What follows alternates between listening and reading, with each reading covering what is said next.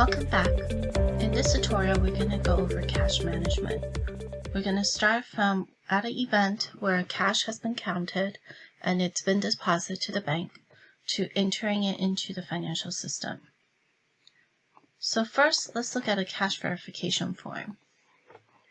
This is a cash verification form. It is provided by California PTA, and you could actually download this form from the MyPTEZ software. On this form, the individual who is responsible for counting the money and managing the event would enter what the event is, count the cash, write down the check information, and it will provide a total. There would then be typically two signatures, the person who counted and the person who watched, because by requirement, there's supposed to be always two individuals who is monitoring cash at any given time. This has been deposited to the Bank of America to, this says the checking, which is 1503. It was deposited on June 14th and for the amount of $75. I'm also going to show you the membership. The membership is slightly unique because even though we get whether it's cash or check, it isn't as straightforward as, for example, yearbook, where all $75 would go into the yearbook category. For membership, $475 goes to the pass-through, and then the remainder goes to the PTA. Now, how do we enter this? Let's go to MyPTEZ. As you can see in the Google Chrome that there are already bookmarks that are preset with the Treasurer's email account. So click on the MyPTEZ home, click Login, and you will get to the welcome screen. From the welcome screen, you need to go to Receipts, write New Receipts. We're going to start by entering the membership. Now note that I have already entered these, so I'm not going to save, but you will need to save. First and foremost, this went to the bank on June 13, 2022. So I entered that date rather than the date of the event because the PTA is on a cash basis. Next, the number is, it could be a system generate number, which is what you see here, or what I have entered as in the red, which is again the year, the month, the day, and then number 17 in terms of the number of deposits that was made on that day. Next, because this is membership, I'm going to put in that as the from.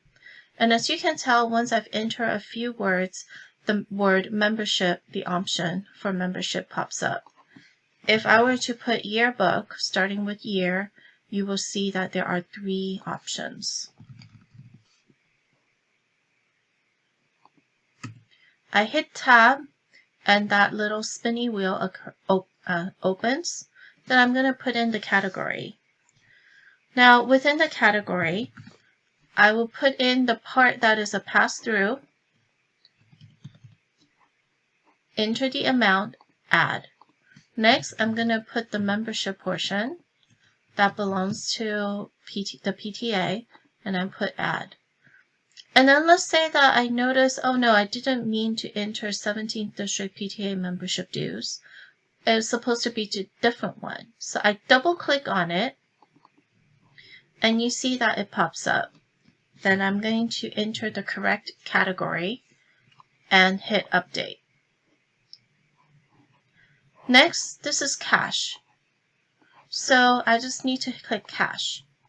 Now, if it was a check, we just hit check, put in who made the payment and the check number.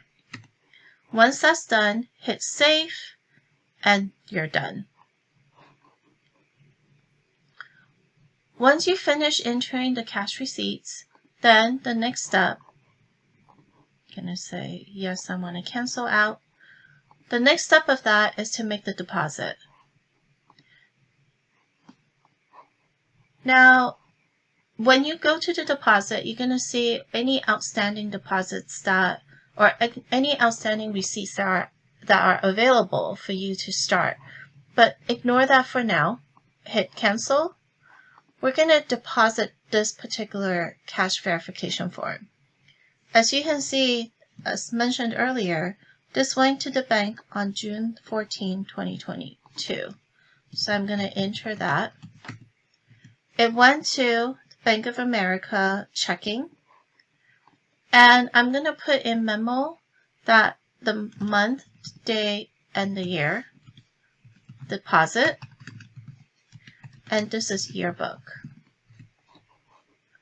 Then, because I entered the date as June 14, when I click here on undeposited receipts down below, you will be able to see this.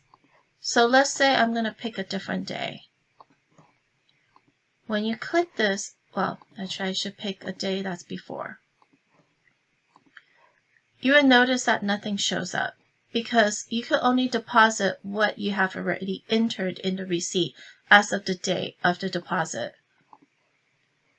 So now we're going to pull up the deposit, which is what this says, right?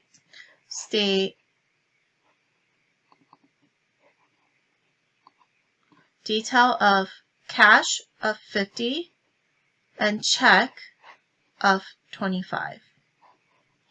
We're going to save the deposit, and now we're done. Another thing about the deposit is that usually at the end of the month, let's say right now is June 30, and we are trying to record the savings account interest. So what I do is I enter B of, when it's only one option and I hit tab, it will automatically finish that entire line. Or you can just hit the B, scroll, move your mouse to the correct option, click it, and you're done. Then because we're talking about interest, we're going to put in interest earnings and then the month and year.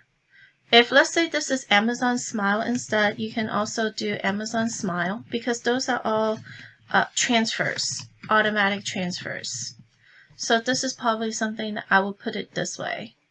Then I'll do a quick deposit, put in the amount, whatever that is. Usually it is cash. I'm going to assume that this is interest income unless it is Amazon. Oops. Let's do this again. Let's say $2 cash, Amazon Smile. Again, as you can see, once I start entering, there are options that pops up. Then I may say Amazon Smile, transfer, save, hit save deposit, and you're done. Because we haven't gotten that, so I'm gonna just exit out of it. And that concludes the tutorial on cash management. Thank you for watching. I hope that it has been informative and useful for you. And I hope that I will see you in another video. Take care.